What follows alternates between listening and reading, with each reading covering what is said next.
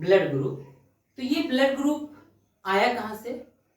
इसमें थोड़ा सा एक पॉइंट जो रखने वाली है उसे हम लोग देखते हैं एक झलक से। Your blood group is determined by the gene you inherit from your parents. कहने का मतलब है कि आप में ब्लड ग्रुप, आपका जो ब्लड ग्रुप है जो आपके गार्जियन के द्वारा विरासत में मिले हुए जीन, उससे ये निर्धारित होता है कि आपके शरीर में कौन सा ब्लड ग्रुप होगा। मतलब ये तय है कि आपके शरीर में जो भी ब्लड ग्रुप होगा ये आपके गार्जियन से डिपेंड करता है ना।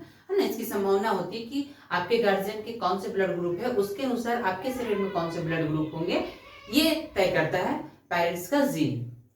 इसके बारे में भी हम लोग अगले वीडियो में बात करेंगे। इससे जस्ट आगे वाले वीडियो जो कल आने वाले हैं इसमें हम लोग बात करेंगे कि पेरेंट्स के अगर ब्लड ग्रुप जो भी है उससे बच्चे में कौन सी ब्लड ग्रुप होने की संभावना है। तो ये हम लोग ये तय कर लेंगे। हम लोग जैसे कब, क्यों, कैसे, तो हम लोग कब इसकी खोज कब की गई, ब्लड ग्रुप इसकी खोज कब की गई? 1900 में कर्ल लैंडस्टेनर नामक साइंटिस्ट ने, इन्होंने ये खोज करके बताया कि जो ब्लड होते हैं, जो रक्त होते हैं, वो भिन्न भिन्न होते हैं, यानी अलग अलग होते हैं। इन्होंने ये पहली बार 1900 में बताया था, कर्ल लैंडस्टेनर ने। इनका नाम याद रखिएगा क्योंकि ये पूछा जा सकता है आपको कहीं भी, है ना। कर्ल लैंडस्टेनर 1900 में इन्होंने बताया कि ब्लड जो होते हैं वो भिन्न भिन्न होते हैं। दैट्स मीन्स ब्लड का ग्रुप्स होता है। आखिर इन्होंने किस आधार पे अलग किया ब्लड ग्रुप, ये जानना जरूरी है कि इन्होंने ब्लड ग्रुप को किस आधार पे अलग किया। तो इन्होंने खोज करते हुए ये बताया अपने खोजों में कि आरबीसी में एक विशेष प्रकार का प्रोटीन, आरबीसी में एक विशेष प्रकार का प्रोटीन, जिस प्रोटीन का नाम ग्लाइकोप्रोटीन है, वो उपस्थित होता है, जिसे एंटीजेंस कहते हैं। आरबीसी में एक विशेष प्रकार का प्रोटीन उपस्थित होता है जिसे एंटीजन कहते हैं, और इसी के आधार पर इन्होंने 4 ब्लड ग्रुप को डिफाइन किया, 4 ब्लड ग्रुप लाके सामने रखा, है ना। तो इन्होंने किस पे किया था, इसको याद रखिएगा कि आरबीसी में उपस्थित प्रोटीन, जिसे ग्लाइकोप्रोटीन कहा जाता है, ग्लाइकोप्रोटीन, आरबीसी में उपस्थित प्रोटीन जिसे ग्लाइकोप्रोटीन कहा जाता है, जिसे इन्होंने एंटीजेंस का नाम दिया। और इसी एंटीजेन पे इन्होंने 4 ब्लड ग्रुप को डिफाइन किया। पहला ब्लड ग्रुप जिन्होंने नाम रखा ए, दूसरा बी, तीसरा ए बी और चौथा ओ, यानी ए बी, ए बी और ओ। तो ये तो तय हो गया कि इन्होंने इसके आधार पे 4 ब्लड ग्रुप को तय किए। तो हम लोग इस 4 ब्लड ग्रुप को एक जानते हैं कि इन्होंने किस आधार पे, इसको थोड़ा सा और डिफाइन करेंगे हम लोग। तो जो इसने ए बी ओ जो ब्लड ग्रुप इन्होंने छाटा उसे नाम दिया गया ABO सिस्टम। अब है कि इन्होंने ब्लड ग्रुप ए क्यों नाम रखा, बी, ए बी और ओ, इस तरह का ब्लड ग्रुप आखिर ऐसा आया क्यों, ए बी और ओ इसी तरह का ब्लड ग्रुप उन्होंने क्यों छाटा, इसके पीछे की क्या वजह थी? तो इसके पीछे की भी कुछ वजह थी। ये तो पता चल गया कि 4 ब्लड ग्रुप होते हैं, ए बी और ओ। तो ऐसा क्यों होता है? उन्होंने ब्लड में जब सर्च किया तो उन्होंने पाया कि जिसमें एंटीजन ए था उनका ब्लड ग्रुप ए दिया गया, जिनका एंटीजन बी था उसे ब्लड ग्रुप बी नाम दिया गया, और जिसमें एंटीजन ए और बी दोनों थे वैसे ब्लड ग्रुप को ए बी नाम दिया गया, और जिसमें एंटीजन नहीं थे, जिसमें एंटीजन ए और बी नहीं थे, वैसे ब्लड ग्रुप को ओ नाम दिया गया। यानी कि इसमें एंटीजन ए और बी नहीं थे, जिसके कारण से तो उन्होंने इस आधार पे ब्लड ग्रुप को अलग अलग नाम दिया। एंटीजन ए तो blood group A, antigen B blood group B, antigen A B blood group A B, और जिसमें एंटीजन ए बी नहीं थे उसे ब्लड ग्रुप ओ नाम दिया गया। इसको इस फिगर के माध्यम से हम लोग और अच्छे से समझने की कोशिश करते हैं। जैसे इस फिगर में ब्लड ग्रुप ए है तो इसमें it has only the A antigen on red cell and B antibody on the plasma figure में ध्यान से समझ में आ रहा है कि जिसमें रेड सेल्स ए है उसे ब्लड ग्रुप ए नाम दिया गया और बी इसमें प्लाज्मा है। इस सेकेंड फिगर में इसमें रेड सेल बी है, यानी कि has only the B antigen on red cell and A antibody on the plasma. अच्छे से समझ में आ रहा होगा। थर्ड फिगर, इस ब्लड ग्रुप ए बी में इसे नाम रेड सेल में इसमें ए और बी दोनों प्रेजेंट है और प्लाज्मा इसमें, यानी कि इसमें जो एंटीबॉडी है उसमें ए और बी कोई भी प्रेजेंट वहां पे नहीं है। आइए फोर्थ फिगर में चलते हैं। इसमें रेड सेल में यानी एंटीजन में ए और बी दोनों में से कोई भी उपस्थित नहीं थे, बल्कि प्लाज्मा में यानी एंटीबॉडी में जाके ए और बी उपस्थित है, जिस कारण से इस ब्लड ग्रुप का नाम ओ दिया गया। ये तो थी बात ब्लड ग्रुप की। अब इसमें एक नया सा वर्ड आ गया, RH फैक्टर। RH फैक्टर मतलब रिसेस फैक्टर। RH फैक्टर का मतलब रिसेस फैक्टर, ये नया वर्ड आया। ये साइंटिस्ट ने 1904 यानी 1904 में लैंडस्टीनर और वीनर ने दोनों ने मिलकर एक नया चीज खोज किया। इन्होंने 1904 में ये पाया कि इस ब्लड में एक अलग प्रकार का एंटीजन पाया जाता है, यानी कि उसी ब्लड ग्रुप में इन्होंने फिर से 1904 में एक अलग प्रकार का एंटीजन का पता लगाया। तो एंटीजन का पता लगाने के कारण उन्होंने ये कहा कि जिस ब्लड ग्रुप में यह एंटीजन होगा उस ब्लड ग्रुप को पॉजिटिव कहेंगे, और जिस ब्लड ग्रुप में यह एंटीजन नहीं होगा, यानी कि जिसमें प्रेजेंट होगा और जिसमें प्रेजेंट नहीं होगा, एंटीजन नहीं होगा, उसे नेगेटिव का नाम दिया।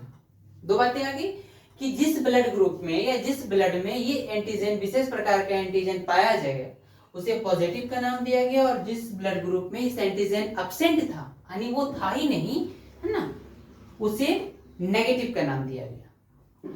और जब इस तरह से किया गया तो जो ब्लड ग्रुप 4 थे उसके कितने टाइप हो गए? अब 8 हो गए, क्योंकि 4 पॉजिटिव और 4 नेगेटिव। यानी कि कहने का मतलब है कि blood group A, blood group B, blood group A B और ब्लड ग्रुप ओ, यानी कि A positive, A negative, B positive, B negative, A B positive, A B negative, O positive और ओ नेगेटिव।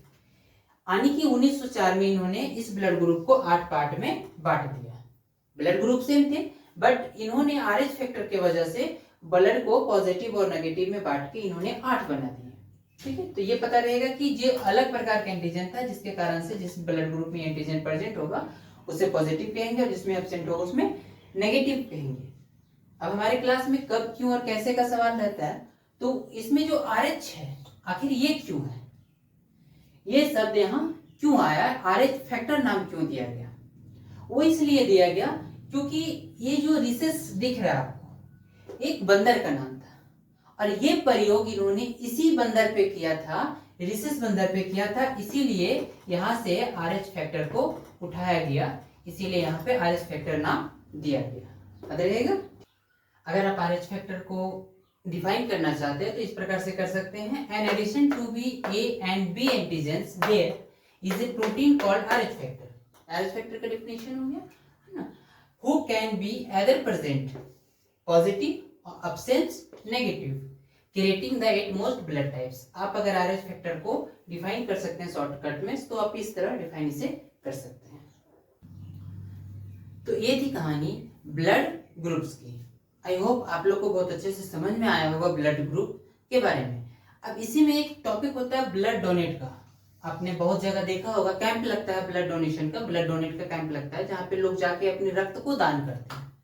तो ये रक्त जो दान करते हैं, इससे क्या होता है, जो आप रक्त दान करोगे, इससे किसी ऐसे इंसान जिसे रक्त की जरूरत है, जिसकी जिंदगी बच सकती है, वो नया जिंदगी जी सकता है। तो रक्त दान करनी चाहिए और बेझिझक करनी चाहिए, इससे कोई नुकसान नहीं होती है। जैसे हम लोगों ने पिछले वीडियो ने पढ़ा था ब्लड के बारे में, उसमें हम लोगों ने डिस्कस किया था कि ब्लड जो सेल्स होता है, रेड ब्लड सेल्स, WBC, तो रेड ब्लड से WBC प्लेटलेट सभी का एक लाइफ साइकिल होता है, जो कुछ दिन के बाद डेड हो जाते हैं। तो शरीर में डेड होने से बेटर है कि हम किसी को डोनेट कर दें, वो किसी का काम आ जाए। यानी कि ब्लड हमारे यहाँ नया बनते रहता है, तो हमें बेझिझक डोनेट करना चाहिए। तो चलिए इसके बारे में हम लोग बात करते हैं, ब्लड डोनेट के बारे में।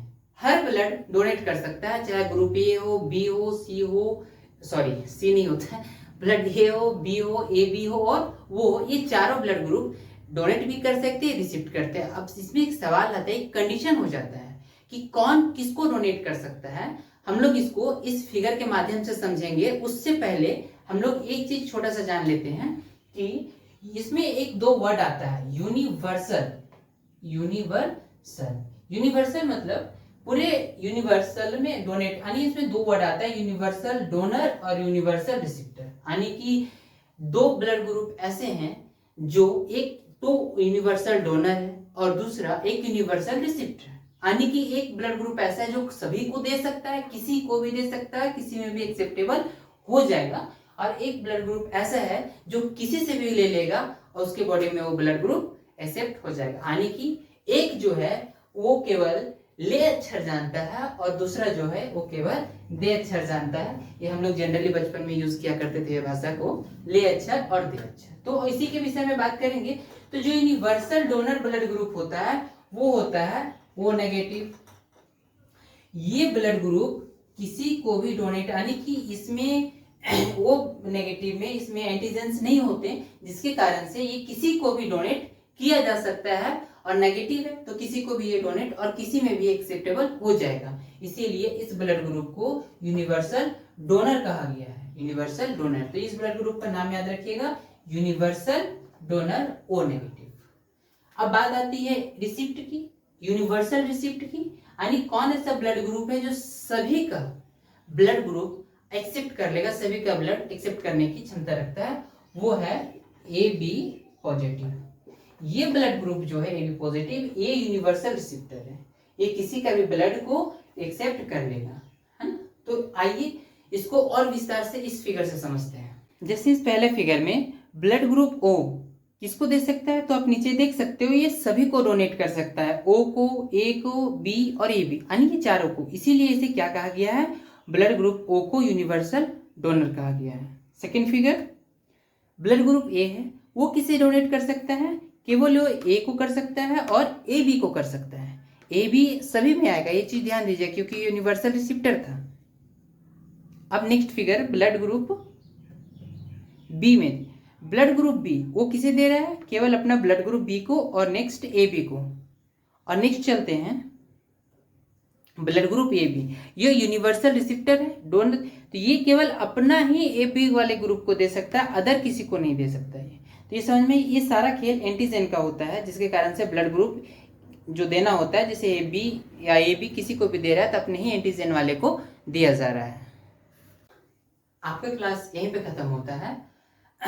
आप लोग को पढ़ाई कैसा लगा ये जरूर हमें बताइए, और चैनल को जरूर सब्सक्राइब कीजिए और लाइक कीजिए, सब्सक्राइब कीजिए, ताकि हम इस तरह के बायोलॉजी के अलग अलग टॉपिक आपको सरल भाषा में, आपकी भाषा में समझाते रहें।